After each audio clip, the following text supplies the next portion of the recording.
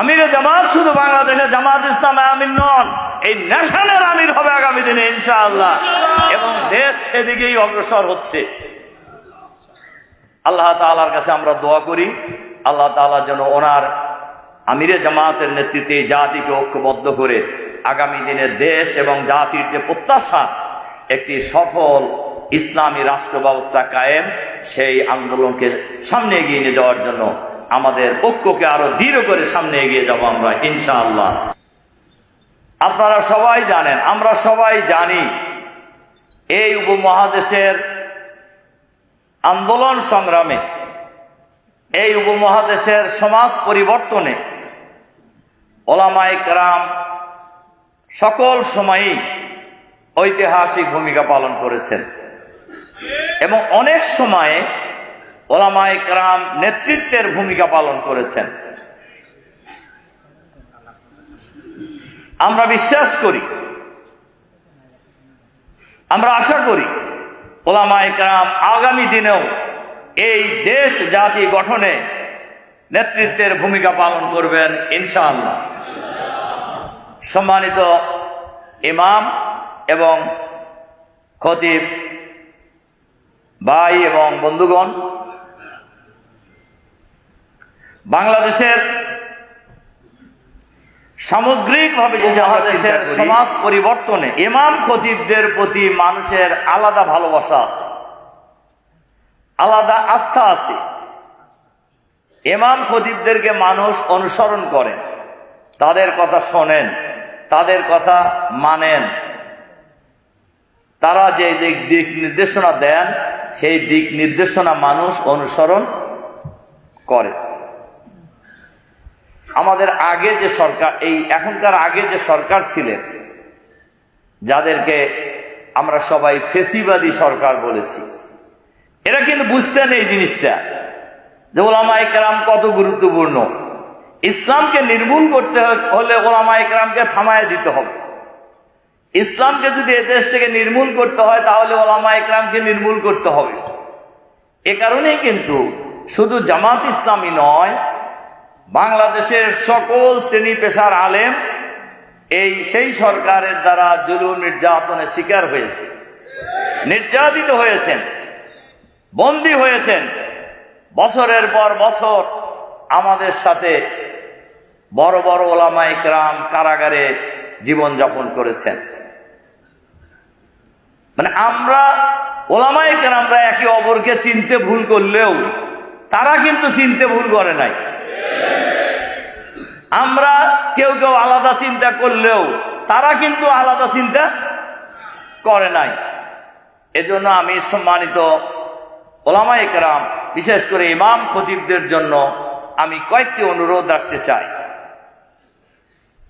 এক নম্বর অনুরোধ রাখতে চাই, আমরা যারা মসজিদের ইমাম এবং খতিব আছি, বিশ্বনবী মুহাম্মদুর রাসূলুল্লাহ সাল্লাল্লাহু আলাইহি ওয়াসাল্লাম যেমন মসজিদে নববীকে কেন্দ্র করেই এক মহা বিপ্লবের পরিকল্পনা নিয়ে উনি সফল হয়েছিলেন, আলহামদুলিল্লাহ।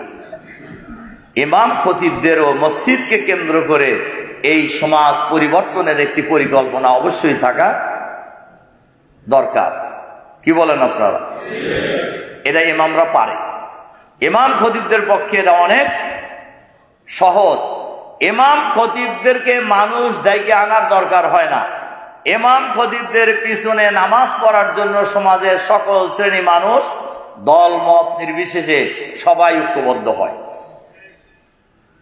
কাজেই আমি আপনাদের কাছে বিনীতভাবে কয়েকটি অনুরোধ রাখতে চাই। এক নম্বর অনুরোধ রাখতে চাই যে এই সমাজ পরিবর্তনে ইমাম খতিবদেরকে নেতৃত্বের জায়গায় আসতে হবে। আর নেতৃত্বের জায়গায় আসতে হলে সমাজ পরিবর্তনের, রাষ্ট্র পরিচালনায় সমাজের নেতৃত্ব দেওয়ার জন্য নিজেদেরকে যার যার জায়গায় যোগ্য করে গড়ে তোলার জন্য আমাদেরকে চেষ্টা করতে হবে। আমাদের মাথায় থাকতে হবে রাসূল সাল্লাল্লাহু আলাইহি সাল্লাম যেমন একদিকে মসজিদের ইমাম, অপরদিকে যুদ্ধের ময়দানের প্রধান সেনাপতি, অপরদিকে রাষ্ট্রের রাষ্ট্রপ্রধান। ইমামদেরকেও সেভাবেই ভাবতে হবে যে সমাজ পরিবর্তনের জন্য আমাদের যার যখন যে কাজ করার প্রয়োজন আমরা সেটা করার জন্য প্রস্তুতি নেব ইনশাআল্লাহ। এক্ষেত্রে আমাদেরকে যথাযথ যোগ্য করে গড়ে তুলতে হবে। এক্ষেত্রে ইমাম খতিবদেরকে কোরআন হাদিসের জ্ঞানে আরো সমৃদ্ধ হওয়ার জন্য আমাদেরকে চেষ্টা করতে হবে ইনশাআল্লাহ। 2, আমরা যারা ইমাম খতিব আছি, মসজিদকে আমাদের দাওয়াতি কাজের কেন্দ্র বানাইতে হবে। মসজিদকে আমাদের সমাজ পরিবর্তনের কেন্দ্র বানাইতে হবে।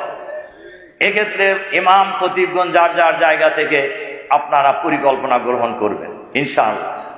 3, আমরা যারা মসজিদে ইমাম এবং খতিব আছি, যারা আমরা মনে প্রাণে চাই এই দেশ আগামী দিনে এগিয়ে যায়, এই দেশ আগামী দিন ইসলামী রাষ্ট্র হোক, আমরা তো সবাই চাই না? এজন্য ওলামায়ে কেরামের ইমাম খতিবদের ঐক্যবদ্ধভাবে একামতে দিনের এই দৃষ্টিভঙ্গিকে জাতির কাছে পরিষ্কার করা দরকার। মসজিদের মেম্বার থেকে যখন একামতে দিনের আওয়াজ উঠবে, সেই আওয়াজ গ্রামে গঞ্জে নগরে বন্দরে মানুষের ঘরে ঘরে পৌঁছতে বেশি সময় লাগবে।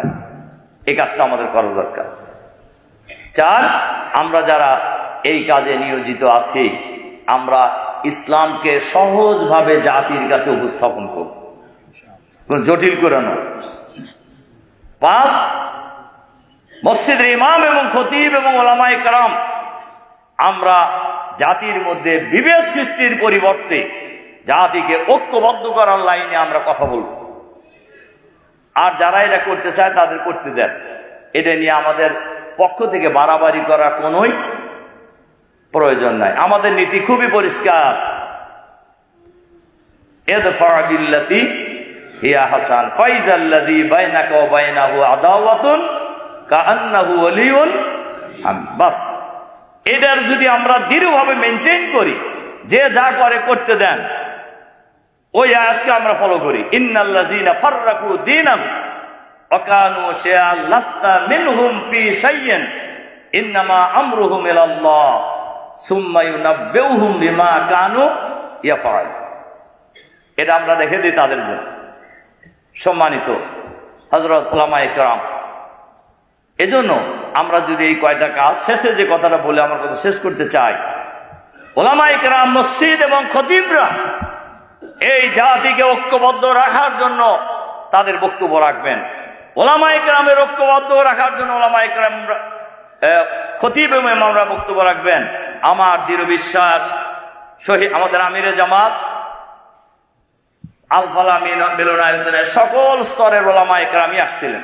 বিশেষ করে কওমি লাইনের সবচেয়ে বড় বড় আলেমরা সেদিন উপস্থিত হয়েছিলেন, যার অনেকে আজকেও আছে এখানে। আমি সেদিনও বলছিলাম, বাংলাদেশে উলামায়ে কেরামের যদি ঐক্য হয়ে যায়, এই দেশে ইসলামের বিজয় কেউ ঠেকাতে পারবে না ইনশাআল্লাহ। এজন্য আগামী দিনে আমাদের সংগ্রামী আমিরে জামাতের নেতৃত্বে বাংলাদেশের উলামায়ে কেরাম ইতিমধ্যে ঐক্যবদ্ধ হওয়ার পথে এগিয়ে যাচ্ছে ইনশাআল্লাহ। আমাদের মুরব্বী আবু তাহের জিহাদি ভাই, উনি যথার্থই বলছেন, আমাদের আমিরে জামাত, এটা ওনাদের মতো লোকদের কাছ থেকে বললেই বেশি ভালো সুন্দর শোনা যায়। আমরা যারা ওনার আশেপাশে আছি তারপরেও বলি, আমিরে জামাত শুধু বাংলাদেশে জামাত ইসলামে আমির নন, এই ন্যাশনের আমির হবে আগামী দিনে ইনশাআল্লাহ। এবং দেশ সেদিকেই অগ্রসর হচ্ছে। আল্লাহ তাআলার কাছে আমরা দোয়া করি, আল্লাহ তাআলা যেন ওনার আমিরে জামাতের নেতৃত্বে জাতিকে ঐক্যবদ্ধ করে আগামী দিনে দেশ এবং জাতির যে প্রত্যাশা, একটি সফল ইসলামী রাষ্ট্র ব্যবস্থা কায়েম, সেই আন্দোলনকে সামনে এগিয়ে নিয়ে যাওয়ার জন্য আমাদের ঐক্যকে আরো দৃঢ় করে সামনে এগিয়ে যাব আমরা ইনশাআল্লাহ। আল্লাহ তাআলা আমাদেরকে সেই তৌফিক দান করুন। এই কথা বলে আপনাদের প্রতি আবারও আন্তরিক সালাম এবং মোবারকবাদ জানিয়ে আমার বক্তব্য এখানে শেষ করছি। আল্লাহ হাফেজ। আসসালামু আলাইকুম ওয়া রাহমাতুল্লাহি ওয়া বারাকাতুহু।